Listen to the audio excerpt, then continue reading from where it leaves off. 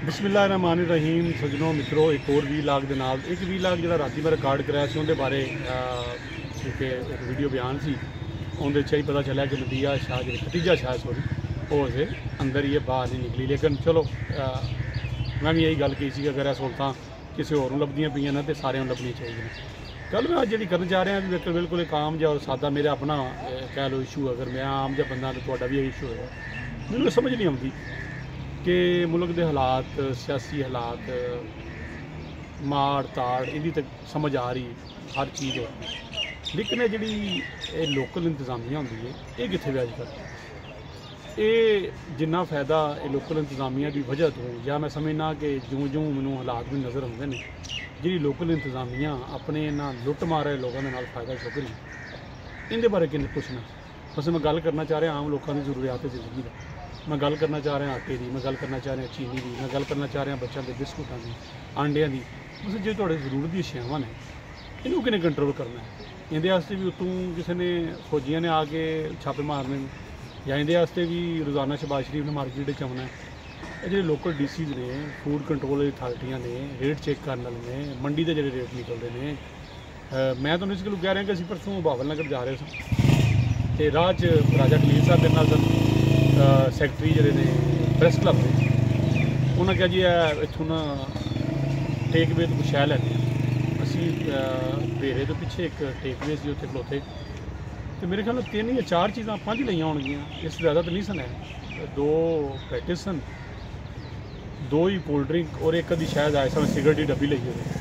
तो जो उन्हें बिल बनाया तो 27-28 रुपया बिल सी। मैं क्या जितना बिल फिर मैं उन्होंने यार तू लिस्ट भी लाई है जी पिछले तेरी लगी है मुतलका जो DC है उनकी तरफ मंजूरी है तू इनके मुताबिक उन्हें कहा नहीं सर जी ये जो है ना इन्हें मुताबिक तो अं दे नहीं सकते, लिस्ट वैसे ही लगी है इन्हें मुताबिक तो असं कर ही नहीं सकते। फिर एक और थोड़ा फ्रॉड करते हैं कि थोड़े डिस्प्ले लिखाया ने उत्थे तुहानूं वो आइटम मसलन है जिहड़ियां बॉर्डर तो आर पार हो जाती बिस्कुट वगैरह तुसीं वो की करते हैं जी ये बाहरों आए ये बाहर के मुल्कों आए ने ये बाहर के मुल्कों जोड़े बिस्कुट ने इन्हों का तो रेट इतना तय ही नहीं होता और बाकी वो तय होकर लिखे ही नहीं होता।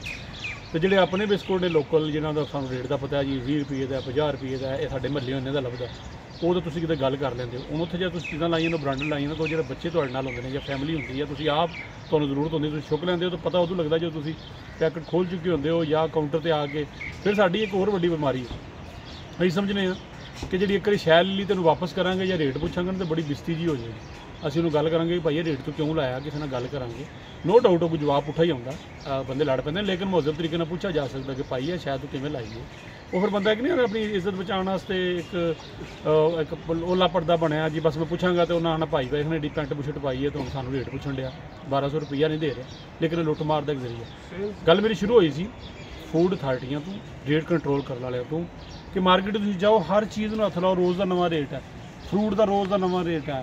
जिहड़ियां पैकिंग वाली चीज़ें ने खास कर जो मल्टीनेशनल कंपनियां ने जिहड़ी इन्हां मत्त मारी है दुध के डब्बे तो लैके चिप्स के पैकेट ले लो बिस्कुट ले लो टाफियां ले लो घर इंज ही मैडिकल स्टोर वाले हथ रखे। अच्छा जिन्होंने पुछो कहता जी पिछों महंगी हो वो जो पिछों है वो अज तक सूँ समझ नहीं आई कि पिछों केड़ा उस पिछों तक अज तक ना लोकल इंतजामिया पहुँच सकी है ना DC साहबान पहुँच सकते हैं। असीं इस्लामाबाद रहने असीं एक दिन सुनने कि जनाब इत्थे ऑपरेशन हो गया, दूजे दिन पता लगता जो ऑपरेशन करके गए ने उत्थे काम दुगना हो गया। उस तो बाद मसा मौका दे दिता इंज ही तजावजात के नाल इस्लामाबाद होंदे ने 4 दिन पता लगता जी पूरा DC AC खबरां चल रही वीडियो चल रही दबंग किस्म का AC आ गया जनाब उन्हें चुक दी अर्श वो चुक के जाता जो वापस चला जाता तो 15 दिनों में पता लगता उन्हें दुगनी जगह घेर के रखी। मतलब ये सारे सिस्टम ये सारी गलबात है जो पैसे बंदे सरकारी इंतजामिया है जो पैसे लैंदी है तनख्वाहां लैंदी है पूरा पूरा अमला है ट्रक है इन्फोर्समेंट है ये कितने ये किन्ना कोई किसी गली महल्ले जाके किधरे जाके रेट पुछ रहे हैं दुकानों पर पुछ रहे हैं लुट मार लगी है। माड़ा बंदा बेचारा वो तो अपनी परेशानी सुबह आउंदा शामी आउंदा घर वाले बस इन्ना कहते हैं कि पैसे दे दिओ तो हाँ कुछ है लिया वो जिन्नी औकात होंगी उन्नी वो दे छड़दा उस तो बाद कोई नहीं।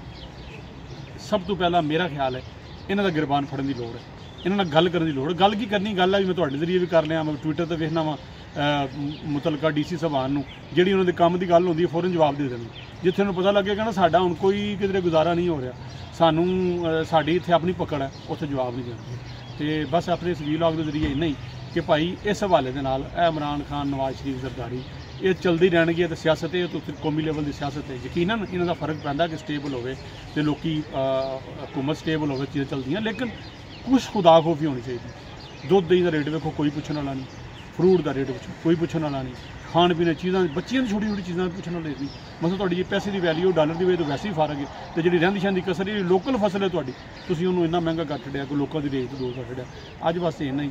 चंगा लगे तो शेयर कर देना, बुरा लगे तो कमेंट करके मैं दसना क्या गल्लां तुसां गलत कीतियां।